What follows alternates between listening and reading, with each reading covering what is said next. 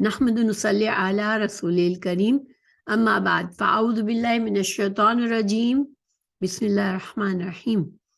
ہم حدیث کی کتاب ریاض الصالحین پڑھ رہے ہیں، نیت کے باب پر ہے، یعنی کہ اخلاص نیت کیا چیز ہے اور نیت کے وجہ سے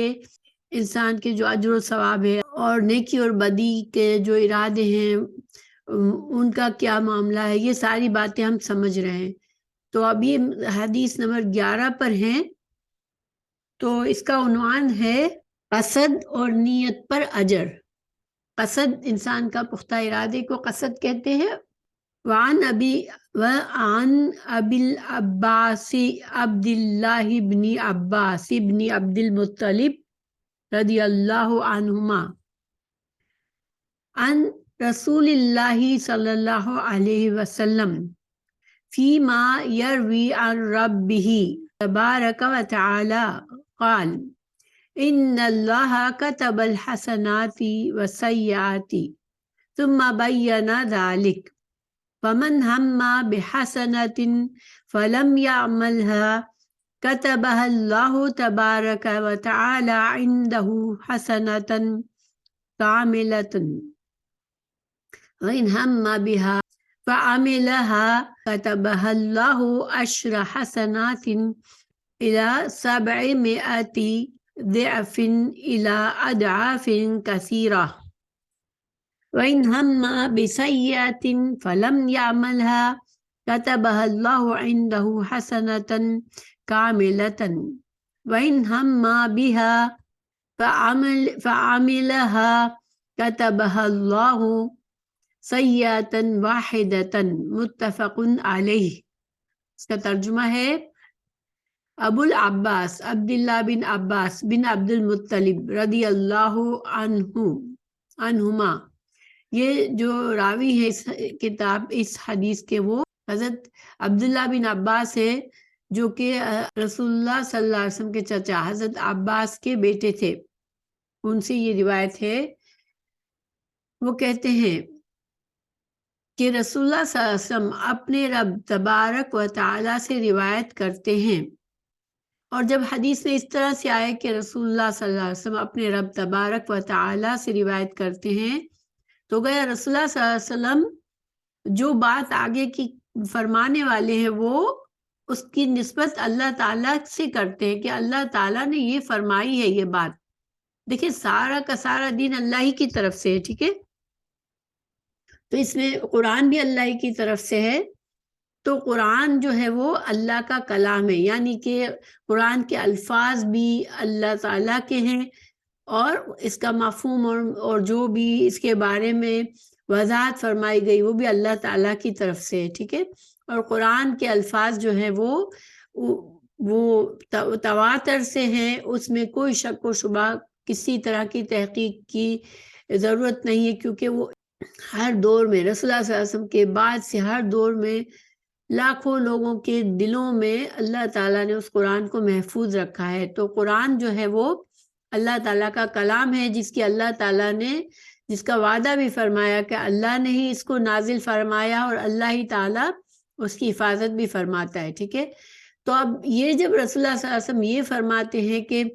اللہ تعالیٰ سے روایت ہے، اللہ تعالیٰ فرماتا ہے، پھر آپ صلی اللہ علیہ وسلم کوئی بات بتائیں تو اسے حدیث قدسی کہتے ہیں۔ تو حدیث قدسی میں اور قرآن میں کیا فرق ہے کہ حدیث قدسی میں اللہ کے پیارے رسول صلی اللہ علیہ وسلم ہمیں کوئی بات بتاتے ہیں کہ اللہ تعالیٰ نے یہ بات فرمائی ہے، لیکن الفاظ آپ صلی اللہ علیہ وسلم کے الفاظ میں وہ بات ہم تک پہنچتی ہے، ٹھیک ہے؟ وہ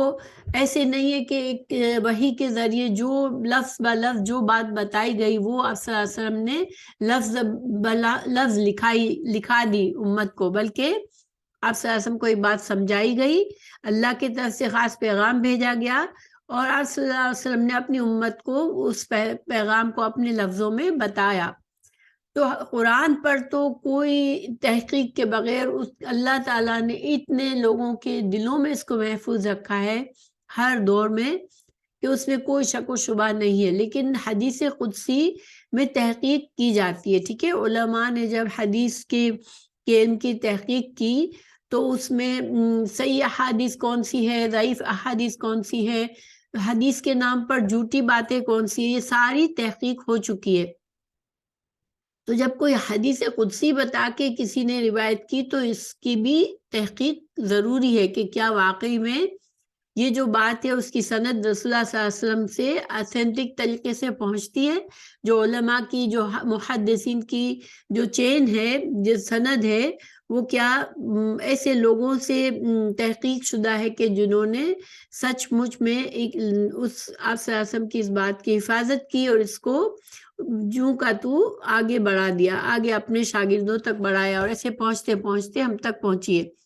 تو حدیث قدسی کے نام پر لوگ بعض اوقات ضعیف احادیث بھی بیان کر سکتے ہیں، ٹھیک ہے؟ تو یہ نہیں ہے کہ کوئی ہم سے کہے کہ یہ حدیث قدسی ہے اور ہم پھر اس پر بالکل آنکھیں بند کر کے اس پر عمل کریں، کیونکہ حدیث قدسی حدیث کی ایک قسم ہے جس میں آپ صلی اللہ علیہ وسلم اللہ تعالیٰ کی طرف نسبت کر کے وہ بات بتاتے ہیں کہ اللہ تعالیٰ کا خاص پیغام بندوں کے لیے آیا ہے جو قرآن کے علاوہ ہے، ٹھیک ہے؟ لیکن اس کی سند کو دیکھا جاتا ہے، محدثین اس کی تحقیق کرتے ہیں، اور پھر جب تحقیق شدہ حدیث ہوتی ہے، جیسے ابھی یہ حدیث جو ہم پڑھیں گے یہ بخاری کی کتاب میں ہے اور مسلم رحم اللہ کی کتاب میں ہے، تو یہ جو اب کتاب کی صورت میں ہم تک پہنچی ہے یہ ساری تحقیق شدہ حدیث ہیں، تو پھر ہم اس پر اس کو بالکل صحیح مانیں گے اور اس پر عمل جو بھی اس کے مطابق ہمیں عمل کرنا ہے یا عقیدہ بنانا ہے وہ ہم کریں گے۔ تو اب اللہ تعالیٰ کی طرف سے رسول اللہ صلی اللہ علیہ وسلم فرما رہے ہیں کہ اللہ تعالیٰ فرماتا ہے کہ اللہ تعالیٰ نے نیکیاں اور برائیاں لکھ لی ہیں، پھر اس کی توضیح فرمائی ہے۔ اس کا کیا مطلب ہے کہ ہماری شریعت میں نیکی کیا ہے، کیا کام اللہ تعالیٰ کے نزدیک نیک اعمال ہیں اور اللہ سبحانہ تعالیٰ کے نزدیک کیا برے کام ہیں، ہماری شریعت میں اس کی وضاحت کر دی گئی ہے۔ قرآن اور حدیث میں اللہ تعالیٰ نے ان کو ہم پر لکھ دیا ہے، یعنی ہم تک وہ باتیں رسول اللہ صلی اللہ علیہ وسلم کے ذریعے پہنچا دی ہیں، پھر اس کی توضیح فرمائیے، یعنی ان کی وضاحت بھی رسول اللہ صلی اللہ علیہ وسلم نے ہم سے کی ہے، ان چیزوں کی جو احکامات ہمارے لیے ہیں کہ کیا چیز اچھا ہے، کیا چیز بری ہے، کیا کام کرنے سے نیکی کہلاتی ہے اور یہ نیکی کا اجر و ثواب ملے گا بندوں کو، اور کیا کام ایسی برائیاں ہیں جس کا گناہ ملے گا بندوں کو۔ تو یہ باتیں ہمارے لیے ہماری شریعت میں واضح کر دی گئی ہے۔ پھر جس شخص نے کسی نیکی کا ارادہ کیا لیکن اسے کر نہیں سکا، اللہ تعالیٰ اسے اپنے پاس سے ایک کامل نیکی لکھ لیتا ہے، اور اگر ارادے کے مطابق اسے کر بھی لیتا ہے تو اللہ تعالیٰ ایک نیکی کے بدلے 10 نیکیوں سے لے کر 700 گنا بلکہ اس سے بھی زیادہ نیکیوں کا ثواب اس کے لیے لکھ دیتا ہے۔ اور اگر کسی نے کسی برائی کا ارادہ کیا لیکن اسے کیا نہیں تو اللہ تعالیٰ اسے بھی اپنے پاس سے ایک کامل نیکی لکھ لیتا ہے، اور اگر ارادے کے مطابق اس برائی کو کر لیتا ہے تو اللہ تعالیٰ ایک ہی برائی لکھتا ہے۔ بخاری اور مسلم۔ تو گویا کہ اس میں حدیث میں ہمیں یہ بتایا گیا پہلی بات کہ نیکی کیا ہے اور برائی کیا ہے، اس کا جو پیمانہ ہے ہمارے پاس وہ ہماری شریعت کا علم ہے، ٹھیک ہے؟ تو شریعت کے علم سے ہمیں پتہ چلے گا کہ ہمیں کیا کرنا ہے، تو گویا کہ ہمیں علم حاصل کرنا ہے تاکہ ہم اس شریعت کو سمجھ سکیں اور اللہ کے نزدیک کون سے کام نیکی کے کام ہیں اور اللہ کے نزدیک کون سے کام برے ہیں، گناہ جن پر گناہ ملنا ہے، تو یہ ہمیں پہلے بات کہ ہمیں پتہ چل جائے۔ اس کے بعد پھر جب بندہ اس علم کو رکھتے ہوئے کسی نیکی کا ارادہ کرتا ہے تو پھر اس ارادے پر، اس نیکی کے لیے اللہ تعالیٰ نے کیا یہاں پر ہمارے لیے بتایا کہ جب انسان نے صرف ارادہ کیا ہے، اور ارادہ سے مطلب پختہ ارادہ، ٹھیک ہے؟ یہ نہیں کہ خیال آیا ہلکا سا اور پھر وہ اس کو گزر گیا، ہم نے اس پر کوئی توجہ نہیں دی، نہیں، اس میں یہاں پر خیال سے مطلب کیا ہے، نیکی کا ارادہ سے کیا مطلب ہے؟ ارادہ کا مطلب ہی یہ ہوتا ہے کہ انسان کا پختہ عزم ہو کہ میں یہ کام کروں گا، یہ میں نیکی کروں گا، ٹھیک ہے؟ تو جب انسان یہ کرتا ہے تو اللہ تعالیٰ اس کے صرف اتنا ارادہ، پکا ارادہ کرنے پر ہی اس کے لیے نیکی لکھ لیتا ہے۔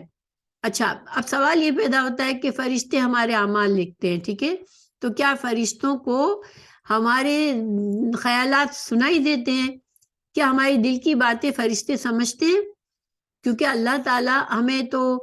اللہ سبحانہ تعالیٰ ہمیں پتہ ہے کہ اللہ تعالیٰ ہمارے دلوں کے راز جانتے ہیں، اللہ تعالیٰ ہمارے دلوں کے خیالات جانتے ہیں، تو کیا فرشتے بھی ہمارے سارے خیالات جانتے ہیں؟ تو دیکھیں اس میں علماء نے کچھ باتیں کی ہے، ٹھیک ہے، جو کرامن کاتبین ہیں، جو ہمارے اعمال نامے کو لکھتے ہیں، ان کو جب بندے کا نیک ارادہ ہوتا ہے تو ان کو ایک خوشبو سی محسوس ہوتی ہے۔ جب بندہ ایک غور و فکر کر رہا ہوتا ہے، ایک نیکی کے کام کرنے کی پلاننگ کر رہا ہوتا ہے، ارادہ کر رہا ہوتا ہے، تو اس بندے کا جو اس کا جو سراؤنڈنگ ہے، فرشتوں کو، کرامن کاتبین کو ایک خوشبو سی محسوس ہوتی ہے، اور وہ ان کو بندے کا ارادہ سمجھ میں آ جاتا ہے۔ یہ اللہ کی قدرت ہے، ظاہر ہے جن فرشتوں کو اللہ تعالیٰ نے اس کام پر رکھا ہے تو ان کو اللہ تعالیٰ نے یہ صلاحیت بھی دی ہے کہ ان کو بندے سے وہ اس خوشبو سے ان کو اندازہ ہو جاتا ہے کہ اس بندے نے نیکی کا ارادہ کیا ہے، ٹھیک ہے۔ اچھا، کچھ علماء، یہ علماء کا خیال ہے، کچھ علماء کی بات میں بتا رہی ہوں، کسی حدیث سے میں یہ بات نہیں بتا رہی ہوں، ٹھیک ہے۔ اچھا، پھر جب کوئی برائی کا ارادہ کرتا ہے، گناہ کا ارادہ کرتا ہے، تو کرامن کاتبین کو اس گناہ کی بدبو محسوس ہوتی ہے، کیونکہ گناہوں میں بدبو ہے اور نیکیوں میں خوشبو ہے۔ ایک مسلمان نیک بندہ جب مرتا ہے تو اس کی خوشبو پھیل جاتی ہے، اس کی جب روح نکلتی ہے تو اسی طرح ایک بد خصلت گنہگار مرتا ہے تو اس کی بدبو ہوتی ہے۔ احادیث سے یہ بات پتہ ہے،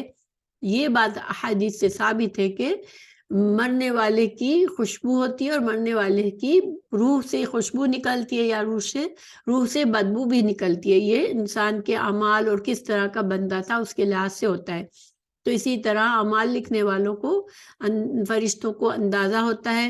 اور اللہ سبحانہ تعالیٰ کے فضل سے وہ فرشتے ہمارے لیے نیکی کے ارادے پر ہمارے لیے کیا کرتے ہیں کہ ایک نیکی لکھ لیتے ہیں، یعنی اجر و ثواب اس کا ہمارے لیے لکھ دیا جاتا ہے کہ اس کو ایک نیکی کا، اس بندے کے لیے اجر و ثواب اعمال نامے میں لکھ دیا گیا۔ اب اگر وہ اس ارادے کے مطابق اسے کر بھی لیتا ہے، ٹھیک ہے، اب اس نے ارادہ کیا، بندے نے، اس نے اسباب اختیار کیے، اس نے کوشش کی اور اللہ کی توفیق سے اس نے وہ کام مکمل کر لیا، تو پھر اب اس نیکی کے بدلے میں اس کو کم از کم 10 نیکی کے اجر ملتا ہے، کیونکہ اللہ تعالیٰ کا وعدہ ہے کہ ہر نیک عمل کا کم از کم 10 گنا ثواب ہے۔ پھر اس ثواب میں کس طرح کا ہم نے عمل کیا، ہماری نیت میں کتنا اخلاص تھا، وہ عمل کتنا اہم تھا اللہ تعالیٰ کے نزدیک، ہم نے کس حالات میں ہم نے وہ نیکی کا کام کیا، یعنی ہمارے لیے کتنی مشکلات تھی، کتنی آزمائشوں کے باوجود ہم نے کوشش اور محنت سے وہ نیکی کا کام کیا، یہ ساری باتیں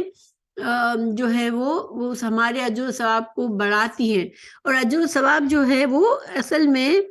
اس کی جو ہمیں زیادتی ملتی ہے، یعنی ہماری نیکی تو ایک ہوتی ہے، اس کا فضل وہ اس نے بڑا، اس کے اجر و ثواب میں جو اضافہ ہے وہ اللہ کا فضل ہوتا ہے، ٹھیک ہے۔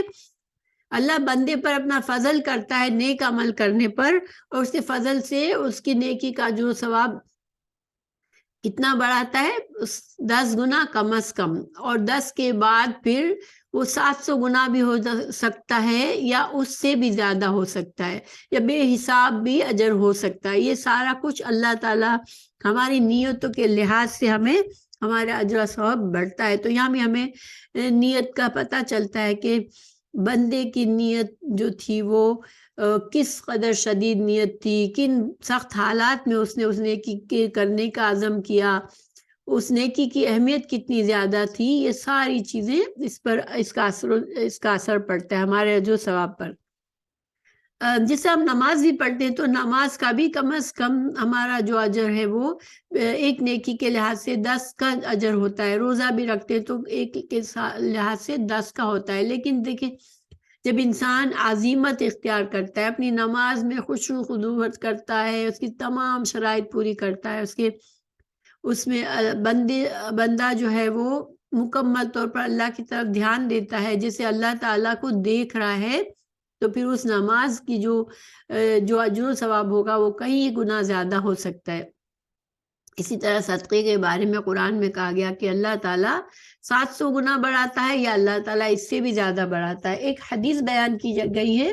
ابن کثیر رحم اللہ کی تفسیر جو ہے اس میں حضرت عبداللہ بن عمر رضی اللہ عنہ کے حوالے سے یہ نقل کی گئی ہے۔ اس میں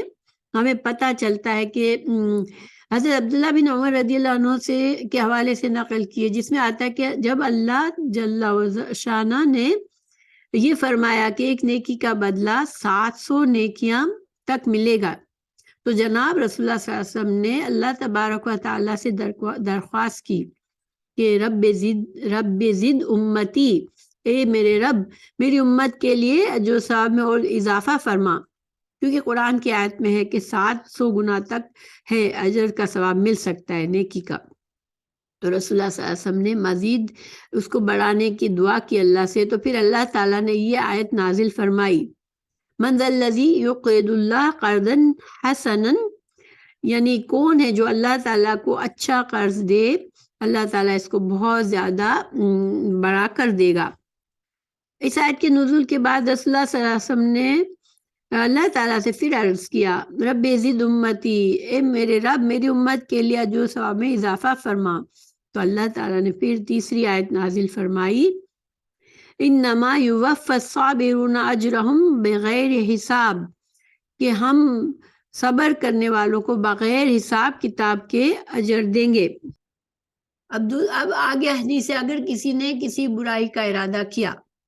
لیکن اسے کیا نہیں تو اللہ تعالیٰ اسے بھی اپنے پاس سے کامل نیکی لکھ لیتا ہے۔ اب اس کو سمجھنے کی ضرورت ہے۔ دیکھیں، برائی کا ارادہ کرنا، ہم نے پیچھے پڑھا پچھلے سبق میں کہ ارادہ قاتل اور مقتول دونوں جہنمی ہیں، کیونکہ مقتول کا بھی پکا ارادہ تھا، وہ بھی حریص تھا کہ وہ اپنے مقابل کو قتل کرے۔ یعنی دنیاوی کسی غرض سے دو مسلمان آمنے سامنے آ جاتے ہیں ایک دوسرے سے لڑنے کے لیے، ایک دوسرے کو مارنے کے لیے، اور دونوں کے دل میں ارادہ پکا ہے کہ مجھے اس شخص کو مارنا ہے، اور مقصد کیا ہے اس لڑائی کا؟ کوئی دنیا کا فائدہ ہے۔ یعنی شرعی طور پر کوئی شرعی عذر نہیں ہے کہ شرعی طور پر کسی اختلاف کی بات نہیں ہے، بلکہ یہاں پر دنیا کے کسی فائدے کے لیے جب انسان مقتول کا تو پکا ارادہ تھا، مگر وہ قتل کرنے کے بجائے قتل ہو گیا، مگر وہ بھی گناہ گار ہے، وہ بھی جہنم میں جائے گا۔ تو اس حدیث میں ہم نے سمجھا کہ جو پکا ارادہ انسان کا ہوتا ہے اور جس کے لیے وہ عمل کرنے کی کوشش کرتا ہے، اسباب اختیار کرتا ہے، پھر کام نہیں کر سکتا تو بھی گناہ گار ہوتا ہے۔ اب یہاں پر کہا جا رہا ہے کہ جب برائی کا ارادہ کیا لیکن اسے نہیں کیا تو اللہ تعالیٰ اسے بھی اپنے پاس سے ایک کامل نیکی لکھ لیتا ہے۔ تو اس کا کیا مطلب ہے؟ دیکھیں، اس کا مطلب یہ ہے کہ ایک انسان کے نفس نے اسے اکسایا، شیطان نے اسے اکسایا اور اس نے ارادہ کیا برائی کا، اس میں پھر اسے پکا ارادہ کر لیا کہ میں وہ کام کروں گا، لیکن پھر اس کو یہ احساس ہوا کہ یہ گناہ کا کام ہے اور اس گناہ کے کام سے میں کروں گا تو میں گناہ گار ہوں گا، میرا اللہ مجھ سے ناراض ہوگا، تو اللہ کے خوف سے وہ اس برائی کو نہیں کرتا پکا ارادہ کرنے کے بعد بھی۔ تو پھر اس کو بجائے گناہ کے اس اپنے گناہ کے ارادے کو ترک کرنے پر اللہ تعالیٰ اسے کامل نیکی دیتا ہے، ٹھیک ہے۔ اور اگر اس نے اس پختہ ارادے کے بعد اس برائی پر عمل بھی کر لیا تو پھر اللہ تعالیٰ اسے ایک ہی برائی کا بدلہ اس کے لیے لکھا جاتا ہے۔ یہ اللہ کا عدل ہے۔ دیکھیں، برائی کا بدلہ برائی کا بدلہ عذاب، یہ اللہ کا وعدہ بھی ہے اور یہ اللہ کا عدل بھی ہے کہ ایک گناہ گار جب گناہ کرتا ہے پھر کبھی اس پر ندامت بھی نہیں کرتا، نہ معافی مانگتا ہے اللہ سے، نہ اس گناہ کی تلافی کرتا ہے، نہ اس گناہ سے پلٹتا ہے، تو پھر وہ اس گناہ پر اسے عذاب ملے گا، مگر اس گناہ کے برابر اس کو عذاب ملے گا جتنا اللہ تعالیٰ نے ہمیں بتا دیا گیا کہ تم اگر یہ کام کرو گے تو تمہیں یہ گناہ ملے گا، تو اس کو اسی کے مطابق گناہ ملے گا۔ تو اس حدیث میں اصل میں اللہ سبحانہ تعالیٰ کی جو وسعت اور فضل و کرم ہے کہ بندوں کے لیے اللہ تعالیٰ نے کس قدر اپنے فضل و کرم میں وسعت رکھی ہے، اللہ تعالیٰ کے فضل اور کرم کتنا وسیع ہے کہ ایک کام کرنے پر بے شمار درجے کا اجر و ثواب بھی مل سکتا ہے انسان کو. تو یہ ہمیں پتہ چلتا ہے. اور یہ جو اللہ تعالیٰ کا فضل ہے اس کا ہمیں وہ دنیا میں بھی اس کا فائدہ مل سکتا ہے اور قیامت کے دن بھی اس کا اجر و ثواب کا ہمیں فائدہ مل سکتا ہے. ہماری جو درجات کی بلندی ہے، جہنم سے نجات ہے، جو جنت میں داخلہ ہے، پھر جنت میں درجات کی بلندی ہے، یہ ساری چیزیں اللہ کا فضل ہوتا ہے. دیکھیے اس حدیث میں جو بات ہمیں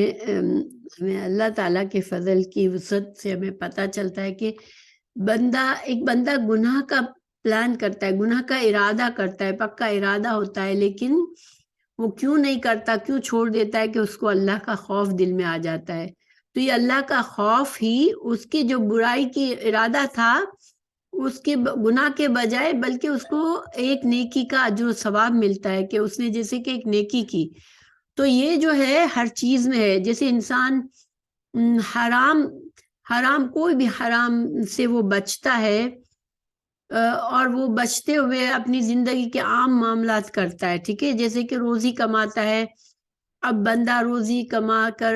کمانا انسان اپنے دنیا کے فائدے کے لیے کماتا ہے، لیکن اگر وہ اس روزی کمانے میں حلال اور حرام کا خیال رکھتا ہے، اللہ کا خوف اس کے دل میں ہوتا ہے، تو کیا ہوتا ہے، اس کا یہ روزی کمانا بھی اس کے لیے اجر و ثواب کا ذریعہ بن جاتا ہے. اسی طرح کوئی بھی دنیا کا عمل ہے، جیسے اپنی نفسانی خواہشات کو پوری کرنے کے لیے ایک بندہ سوچتا ہے کہ میں جائز طریقے سے میں اللہ کے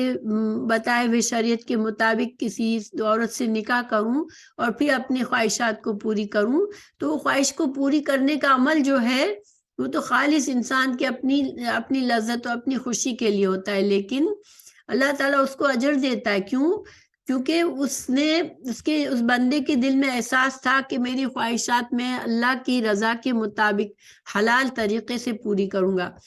تو یہ کئی انسان اس طرح کی اگر ہم اپنی دنیا کے تمام معاملات میں رکھے اس خیال کو کہ اللہ کا احساس، تقویٰ وہی چیز ہے کہ انسان ہر قدم پر اس کو احساس ہے اللہ کا کہ میرا یہ عمل میں کرنے جا رہا ہوں تو میرا اللہ تعالیٰ سے میرا کیا اس سے معاملہ ہوگا. تو انسان اگر اس طرح سے اپنی زندگی کے تمام معاملات میں جائز کاموں میں اللہ کے رضا کا خیال کرتے ہوئے ان جائز کاموں کا خیال کرے گا تو وہ چاہے وہ اس کی اپنی خواہش پوری کرنی ہے یا کوئی اپنی ضرورت پوری کرنی ہے یا اپنی ذمہ داریاں پوری کرنی ہے، وہ سب کا سب عبادت بن جاتا ہے. تو مگر ظاہری بات ہے کہ اس کے لیے انسان کے دل میں جتنا علم ہوگا، اس کو جتنا شریعت کا پتہ ہوگا، اللہ کی رضا اور اللہ کی ناراضگی کا جتنا اس سے معلوم علم ہوگا، اس لحاظ سے اس سے معاملہ کیا جائے گا. تو ہماری یہ حدیث مکمل ہوئی.